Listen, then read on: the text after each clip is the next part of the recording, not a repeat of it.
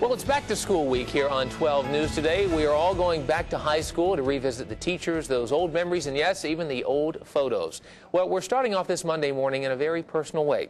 Part of this trip back home brought back a dark and crushing time for me and really for my entire hometown.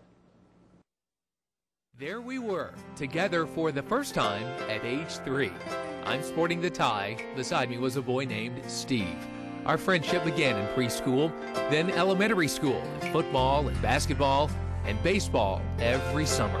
As teenagers, we forged through high school, some days thriving, some days surviving, but every day together. You were a good group. I really enjoyed, working with you. Steve and I latched onto a hard-driving but loving math teacher for 3 straight years, Mr. Ralph Shropshire. I looked at it as an advantage because I knew what y'all were capable of. After high school, Steve and I left small-town Virginia together. We went to the same college and were roommates for 3 years. Fast forward 16 years, and now I'm going back to high school to see those teachers who made such a difference. And for the most part, it's a trip to celebrate, but it also reopens the darkest period of my entire life. In July 1990, after our junior year of college, Steve was hit and killed by a drunk driver. I was devastated, and so was our community. I just remember all the kids' faces, the shock on them. It's tough,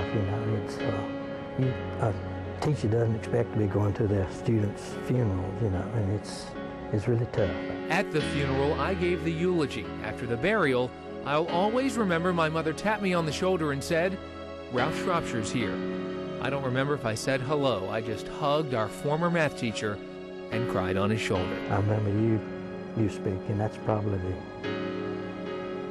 biggest thing I remember about you giving your eulogy. Our high school principal was there and many other teachers too. I just remember a very empty feeling. He was such a neat kid. Joy to have in class. That's one reason I wanted Steve's story to be part of this trip back to high school, to thank our teachers for being there that horrible, horrible day. Just because we're, quote, old and wise, we still have our doubts and we wonder why things have to happen the way they do. I also showed them a part of Steve that's part of my family now. Steve's last name was Reed.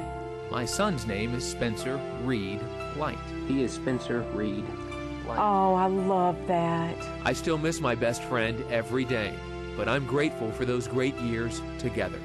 I'm also indebted to these special teachers. They were there for the trials of school, the tragedy of death, and the triumph of healing.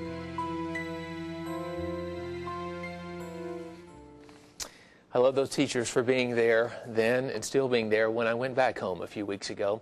Also, we visited with Steve's parents, and they gave us their full blessing to do this story. They just didn't want to be on camera. And I'll tell you, Tram, the entire Reed family, they were pillars of our community. That's why it was so devastating to our little hometown there. And it's just, I told Norma Reed, Steve's mother, I talked to her for a long time this past Friday night, and I told her this was, in a way, therapeutic to do this. I've never done anything like this before regarding his accident and what happened. But again, they gave us their full blessing. They haven't even seen this story yet, but just knowing we were putting it together, they were like, well, it's kind of, in a way, therapeutic for us, knowing that you're putting the story out there. Yeah, I was wondering if this assignment was going to be hard for you.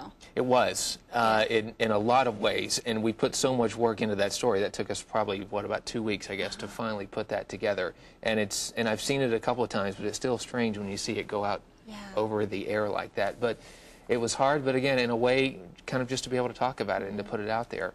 It was, in a way, therapeutic. And share it with them and so many others. Yeah, it was Great just, story. It was our pleasure to do that. 12 News is always available for you on the web. Go to azcentral.com and click on 12 News.